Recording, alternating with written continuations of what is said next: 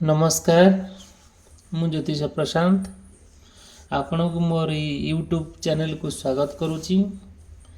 चलतु आज देखा ये वीडियो माध्यम आपण पार्टनर तांकर मनर भावना तांको मनर करेंट फीलिंग्स से कौन आपण आशा करती से आपण कौन चाहती निश्चित भाव ये वीडियो माध्यम मु डिटेल और विस्तीर्ण भाव आपण को कहबी।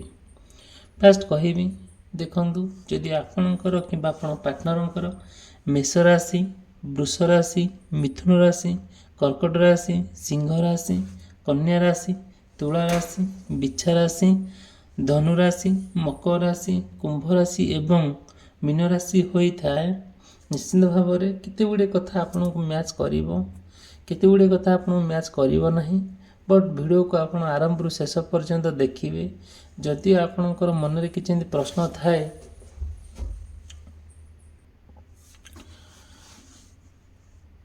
जदि किसी मन में प्रश्न थाए निश्चित भाव में मुझे मोर पर्सनालिटी माध्यम मुझे डिटेल कहबी।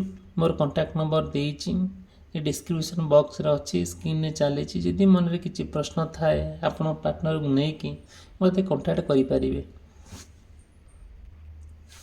चलो देखा ये card reading tarot card reading माध्यम आपणकर कौन कौन सब आपणकर पार्टनर कौन सब आसूची देखंतु। First card romantic proposal, flirty and charming. देखंतु आपण आपण पार्टनर भितर गोटे सुंदर संपर्क जोटा रही गोटे भल पाइबा तांको भितर आपण भितर सुंदर भल पाइबा सृष्टि होती। आपण तांको परस्पर को बहुत जानती बुझंती परस्पर भितर बहुत विश्वास आ जहाँ भी गोटे हेले आपण पार्टनर सहित आपण शेयर करती आ मध्य बहुत रेस्पेक्टफुल पर्सन जड़े बहुत ऑनेस्ट मनुष्य जड़े बहुत भल मनुष्य जड़े आपण आ बहुत सुंदर भाव आप पार्टनर को भल पाती आते सुंदर भाव केयर करती। बहुत जोटा कि ना अच्छी कथा कि वर्णना करने को ना अच्छी साहित्यता किसी लिखापी सते जमी आपण पार्टनर भितर एते पवित्र भल पाइबा अनकंडीशनल लव जोटा कि सते जमी गोटे आशीर्वाद सदृश। देखो धीरे धीरे जिते बड़े आपण आपण पार्टनर सहित गोटे बहुत क्लोज होगा जाऊँच निश्चित भाव में कौन ना बहुत बहुत क्लोज होती परस्पर को छाड़ी रही पारना जिते बड़े एमती भितर आपण भितर गोटे सुंदर संपर्क सृष्टि होती जिते बड़े कौन हो जानती किसी ना कि मझे मझे आपण आपण पार्टनर भितर मन मन तार मत मत तार हुए एमती जेन्युइन हुए सॉरी जेनराली भाव में हुए बट सीरियसली नुहे जिते बड़े सहित आपणकर मन मन तार मतामत तार हुए बास आपण सब रागंती से भी बहुत रागंती मैंने किसी दिन गला परस्पर मध्य बुझाणा ठीक ठाक हो जाए आउ जोटा कि कम्प्लीटली भाव में कौट ना कौटी गोटे जी जहाँ कहले भी आप इग्नोर करती आउ अन्य क्षेत्र में जहाँ भी गोटे मन मन तार हो कि मतामत तार हो साधारण भाव में जहाँ भी आपणकर जहाँ इंटरेस्ट थाए सेटा धीरे धीरे आप इंटरेस्ट कमी जाए धीरे धीरे आप कम्प्लीटली भाव में कहीं केमती है कहीं भीतर आपण भितर एमती मन मन तार मतामत तार हो कथा कटाकटी होची सेटा आपण पूरा प्रॉपर्ली बुझंती जानती आउ कौन करती जिते बड़े सब जिन घटे आपण भितर आपण कौन करती संपूर्ण भाव मेंटाली हारास हो जाती सते जमी लगे आपणकर गोटे बड़ विपद पड़ी जमी सते जमी आपण हेल्पलेस हो जाती कहीं आपण पाखर नहांती जिते बड़े आपण पार्टनर आपणकर सब दायित्व नियंती केयर करती आउ जिते बड़े आपण सहित एमती गोटे कथा कटाकटी हुए फोन ब्लॉक कर दियंती आउ मेसेज करती नहीं मेसेज देखी रिप्लाई दियंती नहीं आउ सी एक्जाक्टली आपण सहित भी सेया करती आपण सहित एमती करती बट किछि दिन गला परे किछि समय गला परे कईटा मुहूर्त भितर पुनर्बार आपण आपण पार्टनर भितर एकत्रित हो जाती पुनर्बार आग भाई जमती थाए सेमती हो जाए बट किंतु किछिटा एमती बहुत दिन धरी चलला जिते बड़े आपण कौन कले गोटे ଗୋଟେ ଡିସିସନ୍ ନେବା ପାଇଁ ପଛଘୁଞ୍ଚା ଦେଲେ ନାହିଁ। ଆଉ କ'ଣ କଲେ, ଗୋଟିଏ ଲକ୍ଷ୍ୟସ୍ଥଳରେ ପହଞ୍ଚିବା ପାଇଁ ଆପଣ କ'ଣ କଲେ, ଆଉ ଡିସାଇଡ଼୍ କଲେ। ସଡନ୍ଲି ଆପଣଙ୍କ ମାଇଣ୍ଡ ପୁରା ଚେଞ୍ଜ ହେଇଗଲା। ଧୀରେ ଧୀରେ ଯେତେବେଳେ ଚେଞ୍ଜେସ୍ ଆସିଲା, ଆପଣ ଗୋଟିଏ କନକ୍ଲୁଜନ୍ ପଏଣ୍ଟରେ ପହଞ୍ଚିବା ପାଇଁ ଆପଣ ପାର୍ଟନରକୁ ନେଇକି ଆପଣ ଡିସାଇଡ଼୍ କଲେ। ସେଇଟା ଆପଣଙ୍କର କ'ଣ ହେଲା ନା, ଆପଣ ମନରେ ଗୋଟେ ବିରାଟ ପରିବର୍ତ୍ତନ ସୃଷ୍ଟି ହେଲା, ଯେଉଁଟାକି ଆପଣ ଯେତେ ପ୍ରକାର ତାଙ୍କୁ କହିଲେ ଆପଣ ପାର୍ଟନର ବୁଝିଲେ ନାହିଁ କି ଆପଣଙ୍କ କଥାକୁ ଆଉ ଇମ୍ପୋର୍ଟାନ୍ସ ଦେଲେ ନାହିଁ। ସତେ ଯେମିତି ଆପଣ ତାଙ୍କ ଭିତରେ ଗୋଟିଏ ସେଇ କଥାକୁ ନେଇକି ମାନେ ଆଳୁ ଖୁଳୁ ମହାଭାରତ ବାହାରିଲା ଭଳି ଆପଣ ତାଙ୍କ ଭିତରେ ସେମିତି ଗୋଟେ ଚାଲିଲା।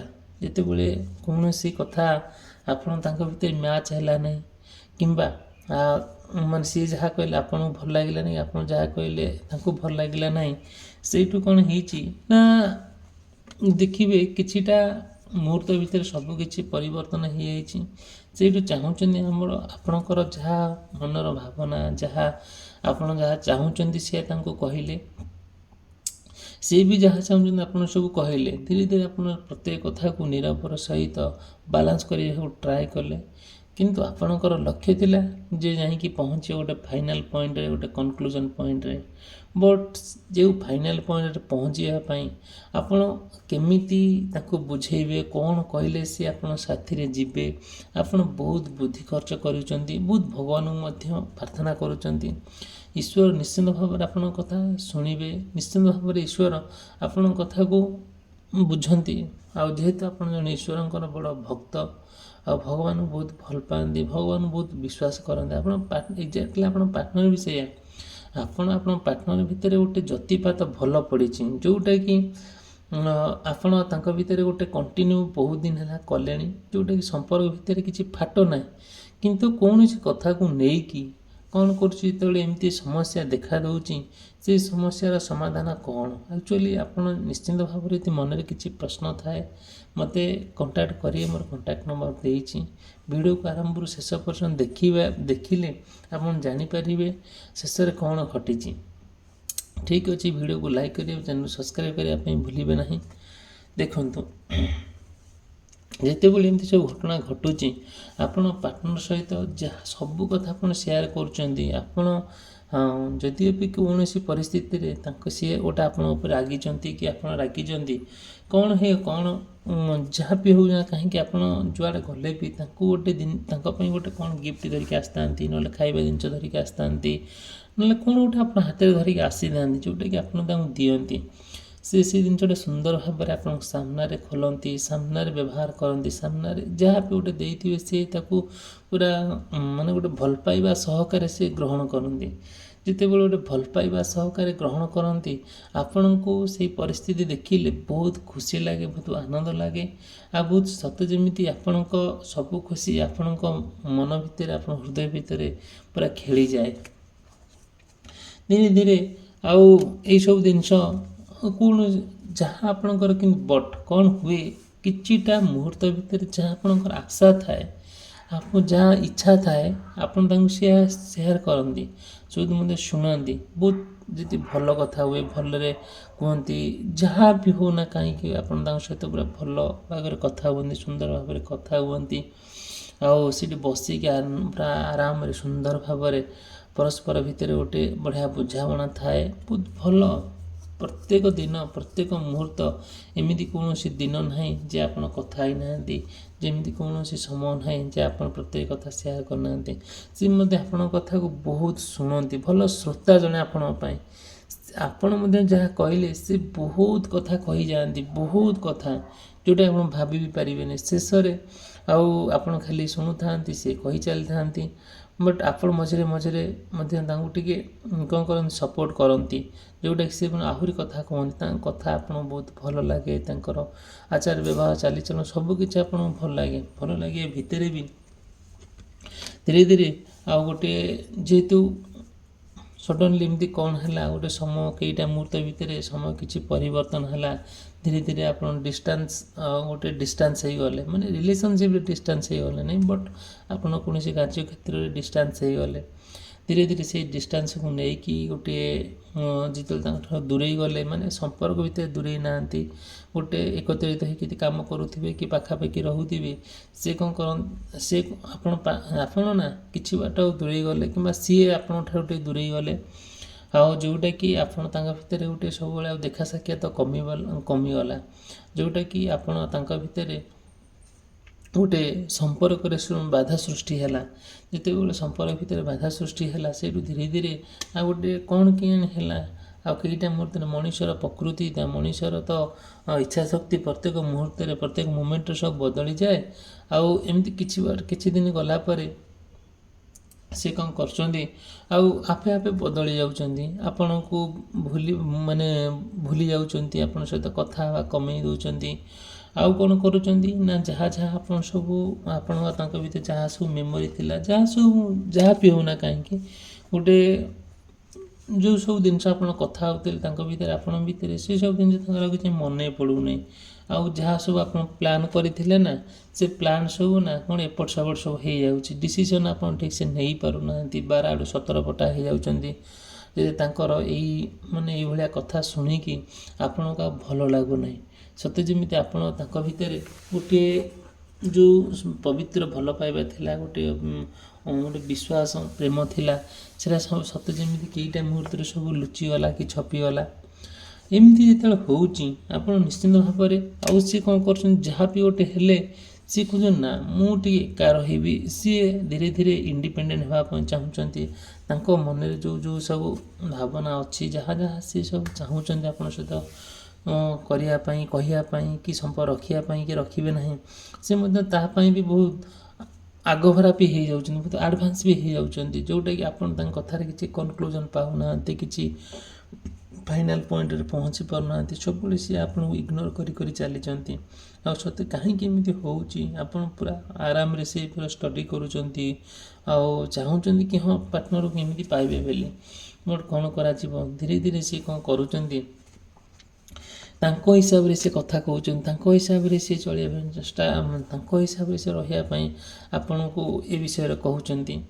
ଆଉ କ'ଣ କରାଯିବ, ଯେତେ କହିଲେ ବି ଯେତେ ଯାହା କଲେ ବି ସେ ବୁଝିବା ପରିସ୍ଥିତିରେ ନାହାନ୍ତି କି ବୁଝି ବି ପାରୁନାହାନ୍ତି। ଆକ୍ଚୁଆଲି ତାଙ୍କ ରିଏଲ୍ ଉଦ୍ଦେଶ୍ୟ କ'ଣ, ଆପଣ ବହୁତ ଟ୍ରାଏ କରୁଛନ୍ତି, ଯେହେତୁ ଆପଣ ହୃଦୟରୁ ଆପଣ ତାଙ୍କୁ ବହୁତ ଭଲ ପାଉଛନ୍ତି, ଆଉ ଆପଣଙ୍କର ହୃଦୟ ତାଙ୍କ ପାଇଁ ସବୁବେଳେ ଅପେକ୍ଷା କରି ବସିଛି, ଯେଉଁଟାକି ଆପଣ ଯେଉଁ ମୁହୂର୍ତ୍ତରେ ସିଏ ଯେଉଁ ମୁହୂର୍ତ୍ତରେ ବି ଯାହା ବି କହିଲେ ଆପଣ ସ୍ୱାଭିମାନର ସହିତ ସମ୍ମାନର ସହିତ ଆପଣ ତାଙ୍କ କଥା ଶୁଣନ୍ତି, ମଧ୍ୟ କେୟାର ମଧ୍ୟ କରନ୍ତି, ଆଉ ଗୋଟେ ନୂଆ ଲାଇଫ୍ ଆରମ୍ଭ କରିବାକୁ ଆଉ ଟ୍ରାଏ କରନ୍ତି। ସତେ ଯେମିତି ପ୍ରତ୍ୟେକ ମୁହୂର୍ତ୍ତ ପ୍ରତ୍ୟେକ ଦିନ ଆପଣ ଦେଖିବେ କିଛି ନା କିଛି ଆପଣ ନୂଆ ଭଙ୍ଗୀରେ କଥା ହେଉଛନ୍ତି, ନୂଆ କଥା ତାଙ୍କୁ କହୁଛନ୍ତି, କେମିତି ଆପଣ ଲାଇଫ୍ ସିକ୍ୟୁର ହେବ, କେମିତି ଗୋଟେ ପଏଣ୍ଟରେ ପହଞ୍ଚିବା।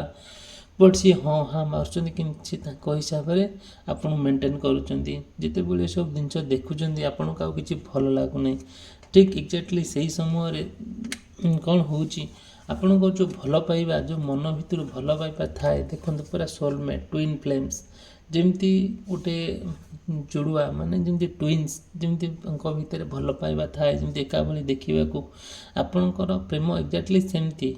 ଆଉ କେବେ ବି ଆପଣ ତାଙ୍କୁ ଇଗ୍ନୋର କରିନାହାନ୍ତି, ଆଉ କେବେ ବି ତାଙ୍କୁ ଆପଣ ଆଭଏଡ଼ କରିନାହାନ୍ତି, ବଟ୍ ସିଏ ସେତିକିଟା ଆପଣଙ୍କୁ ଇମ୍ପୋର୍ଟାନ୍ସ ଦେଉନାହାନ୍ତି। ତାଙ୍କ ବାଟରେ ସିଏ ଚାଲିଛନ୍ତି, ଧୀରେ ଧୀରେ ତାଙ୍କ ମନ ପରିବର୍ତ୍ତନ ହେଇଯାଉଛି। କାହିଁକି ନା ମନ ପରିବର୍ତ୍ତନ ହେଲା, କେଉଁଥିରେ ଆପଣ ଅଭାବ ରଖିଲେ, କେଉଁଥିରେ ତାଙ୍କ ପାଇଁ ଆପଣ ଗୋଟେ ଟାଇମ୍ ଦେଲେ ନାହିଁ କି ଯାହା ବି ହେଉ ଗୋଟେ, କାହିଁକି ଏମିତି କଲେ, ଆଉ ଆପଣ ସବୁବେଳେ ଏସବୁ ବିଷୟରେ ଆପଣ ତାଙ୍କୁ କୁହନ୍ତି।